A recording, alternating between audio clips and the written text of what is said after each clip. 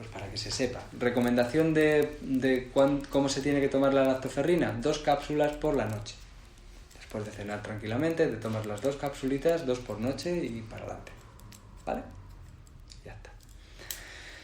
Vale, pues cambiamos de tercio. Vamos a una cosa que es...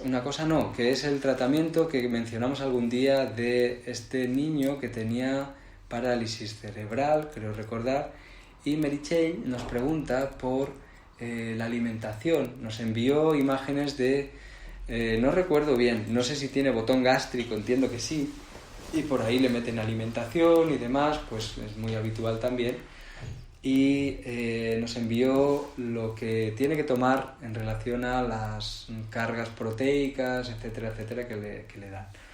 Bueno, está bien, las cargas, el que tiene que comer proteína, tiene que tal, todo eso está bien, y si no lo come porque no puede o porque no quiere, pues hay que meterlo de alguna manera. Entonces estos complejos de proteínicos pues están bien.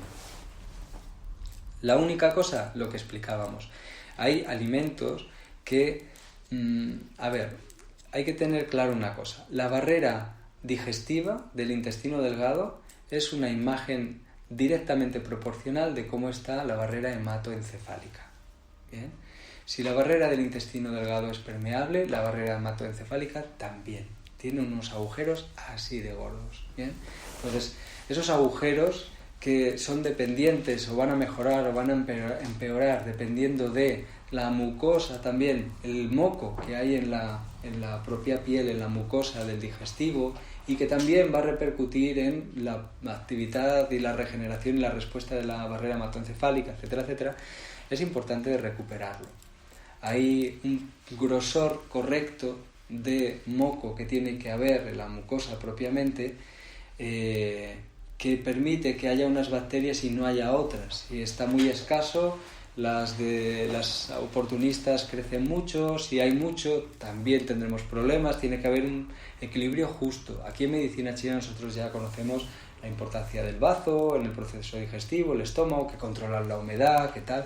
Pues sí, ahora directamente en mucosa. Bien, o sea que un 3 de bazo será una cosa muy interesante en procesos de control de justo este nivel de moco en la mucosa del digestivo, para no favorecer una microbiota inadecuada, por ejemplo. Eso lo digo así para que se tenga en cuenta, como el que no quiere la cosa. Después, hay que cerrar la barrera. Para cerrar la barrera del digestivo hay muchas opciones. Probablemente la más fácil sea el tomar aloe vera con regularidad, que si tiene botón gástrico se puede introducir con el resto de las proteínas, alimentos y demás, y que le va a ayudar muy bien a que pueda ir regenerando la mucosa correctamente para ir cerrando barrera, y que a nivel neurológico pueda ir cerrando también esa barrera hematoencefálica, ¿bien? Y que no deje pasar lo que no tiene que pasar por allá. Esto por un lado, y será muy importante. La primera base de tratamiento de este tipo de patologías neurológicas, porque recuerdo que estaba más o menos bien, luego fue empeorando, vimos que comía muy mal, que con el gluten, tal, todas estas cosas. Y aquí hay algo que es que el gluten, tengas la barrera hematoencefálica bien o no, pasa. Y la vidina también, por poner los dos ejemplos que solemos coger, porque son muy comunes, ¿no?, en la alimentación: la vidina de la cebada y el gluten de los alimentos con gluten como el trigo, etcétera, etcétera. Ya Milet nos guiña un ojo porque tiene un poquito de conjuntivitis y nos está guiñando un ojo, y vamos a decir que es conjuntivitis porque no la veis, pero parece que te guiña el ojo, ¿eh? Se ríe ahí al fondo, pero... Vale, entonces, el tratamiento hacia digestivo y evitar los alimentos que pasan la barrera hematoencefálica sí o sí. Hay que revisar metales pesados, si tiene amalgamas, si tiene intoxicación por mercurio, por plomo, todo esto hay que revisarlo para quitarlo y tratar de eliminarlo. Si hay que hacer una desintoxicación de metales pesados, es importante que lo lleve a alguien que sabe. Hay muchas personas muy bien preparadas. Nosotros recomendamos a las psiconeuroinmunólogas o los psiconeuroinmunólogos para que puedan hacer un trabajo oportuno en el momento oportuno, porque no se puede hacer siempre. Entonces hay que controlar muy bien, que se vaya bien al baño, que recuerdo que este niño estaba estreñido también, tenía esos problemas y dificultades.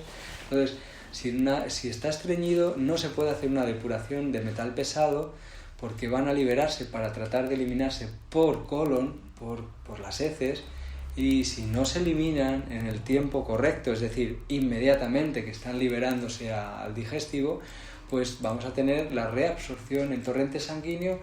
Pasarán muchos por el hígado y otros no, y otros empezarán a ir directamente a cerebro, tal, y tendremos problemas. Bien, entonces lo normal, sí es verdad que vía porta van a llegar, están las arterias, las venas que van a ir al hígado de los nutrientes que vienen del intestino delgado, y el colon tiene parte de ruta y todos tienen parte de ruta directamente a hígado y por otros lugares, y los que van por otros lugares son los que nos pueden dar los problemas cuando pasan a sangre. Si pasan por hígado, todavía el hígado puede volver a recuperar el metal pesado y ya está, pero lo que vaya por otro sitio no será tan fácil. Bien, y si tenemos una barrera hematoencefálica permeable, ahora tendremos un problema. Bien, entonces por eso recomendamos que se haga en el momento oportuno. Estreñido, pues primero arreglamos el estreñimiento y luego depuramos el hígado. Antes no. Bien, que lo haga alguien que sabe lo que hace. Por otro lado, dentro de haber dicho los metales pesados, no solo eso, recordad que metales pesados hay en lo que respiramos. No es lo mismo vivir en Barcelona que en un pueblo. Y no es lo mismo vivir en un pueblo que en un pueblo que está rodeado de campos que utilizan pesticidas. Porque los pesticidas, si algo tienen, son metales pesados. Entonces, lo van a respirar también. Entonces, algo que tiene que saber todo el mundo es que intoxicación por metales pesados, lo más normal es que venga de las plantas, de las verduras que son tan sanas de comer. Pues de las verduras la intoxicación por metales pesados, y son las verduras. Y ahora, como está la costumbre de que ya no es tan importante lavar la verdura, pues porque hay que comer bacterias, porque para el microbioma tenemos esta idea y se está dejando de lado la higiene, pues ahora resulta que nos comemos los pesticidas sin haber lavado la verdura y tenemos un nivel de metales pesados en el organismo que es muy elevado por creer que comemos sano. Entonces, esto hay que vigilarlo, hay que cuidarlo. Lo digo así porque estamos entre compañeros y compañeras, pero hay que vigilarlo y tenerlo en cuenta, y sobre todo con personas o pacientes que pueden tener riesgo por intoxicación por metal pesado y derivación en alteración neurológica, etcétera, etcétera. ¿Sí? Entonces, esto por otro lado. Y si quitamos las cosas que inflaman y pasan la barrera hematoencefálica, si cortamos el grifo de los metales pesados, si vamos ayudando a ir al baño y producimos una depuración, si vamos cerrando barreras, etcétera, etcétera, pues ya lo tenemos hecho.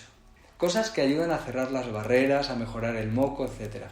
Pues ya hemos dicho aloe vera. En el control de mucosidad tenemos la harina de baobab, fantástica, la harina de baobab, bien, muy buena, le iría muy bien al peque. Además tiene sabor de refresco, quiero decir que se pone y se diluye en agua. No es que se vaya a diluir, pero sí que se hace y sabe a refresco como de naranja. O sea, está rico, de baobab, pero está un poquito acidillo y tiene un sabor rico, la verdad. Yo lo tomo con regularidad, pero en vez de tomarlo así diluido en agua, lo que hago es echar poca agua y hacer una especie de pasta, se queda enganchada a la cuchara y la voy chupando como caramelo.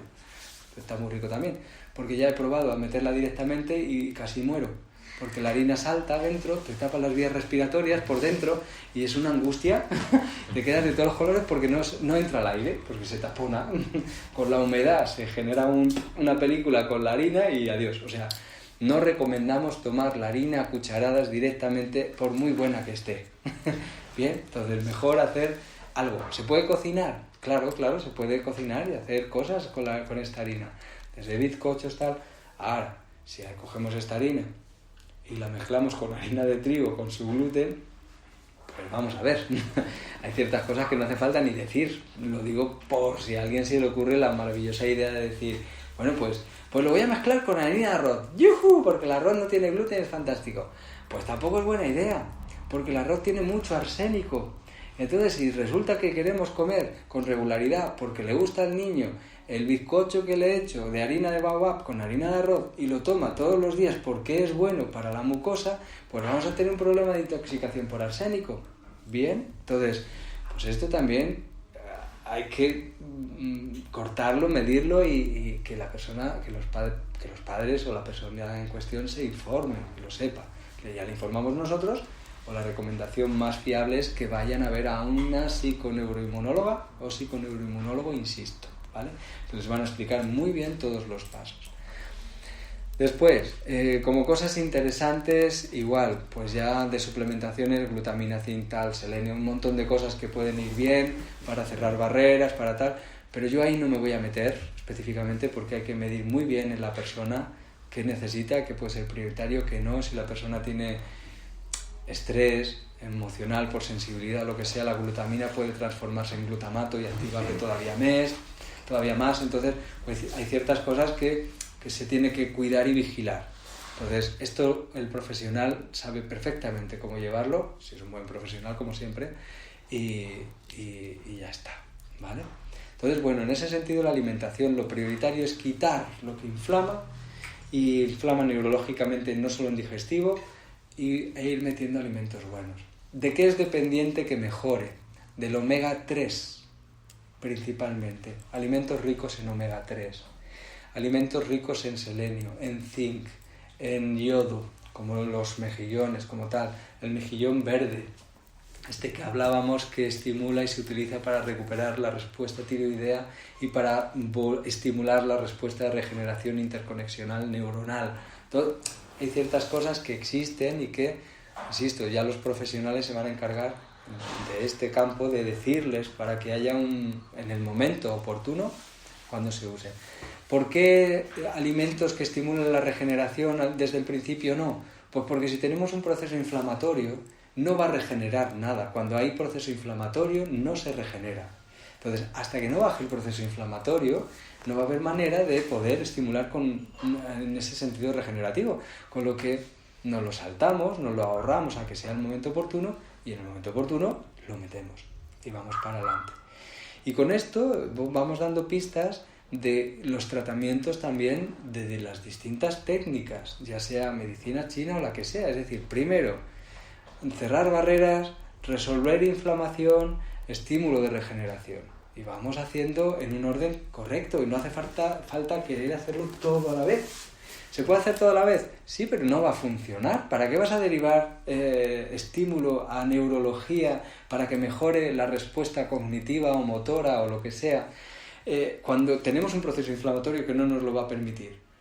Es que fisiológicamente no lo va a permitir. La medicina china ya dice, se tiene que hacer lo oportuno en el momento oportuno o algo así, ¿no? Es como aprovechar la energía en busca de la energía donde se encuentra para aprovechar si hay que tonificar, dispersar por donde se encuentra y aprovechar lo que es natural para favorecer lo que es natural también y no forzar cosas que no lo son. Bien, pues esto es igual. Por ejemplo, los resfriados y las gripes. Cuando nos encontramos un pulso muy, muy débil, aunque se mantendrá en la profundidad, notaremos en la profundidad, pero está muy débil, no se puede punturar o no se recomienda punturar. Se puede si se elige con mucha prudencia lo que queremos hacer, pero no se recomienda punturar, se recomienda el caldo de pollo, las hierbas, el tal, todo esto, jengibre a saco, la miel de manuka, todas estas cosas. Ahora, eso cada 2 horas, miel de manuka con jengibre, a saco, limón, tal. Vamos metiendo ahí para que vaya recuperando y cuando vemos que el pulso empieza a coger fuerza, ahora punturamos. ¿Bien? Antes no. Esto es actuar en el momento correcto. ¿Bien? Entonces, si lo hacemos bien y lo hacemos con profesionalidad, no esperar a que se obre el milagro. El milagro ocurre cuando se hace bien. Cuando no se hace bien, no ocurren los milagros. De hecho, el paciente empeora, no sabemos por qué ha pasado, intentamos justificarlo, nosotros sabemos que algo no hemos hecho bien, porque no tiene sentido, cosas así, y es porque a lo mejor no hemos parado un momento a pensar si era el momento oportuno o no de hacer lo que estábamos intentando hacer.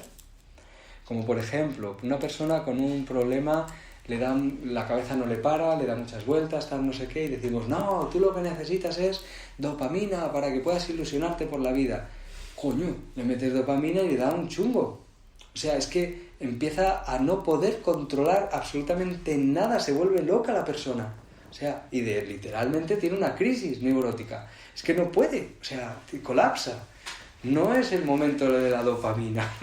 El momento de la dopamina es después. Vamos a resolver primero la parte de serotonina que tenemos esa deficiencia que tenemos que resolver y luego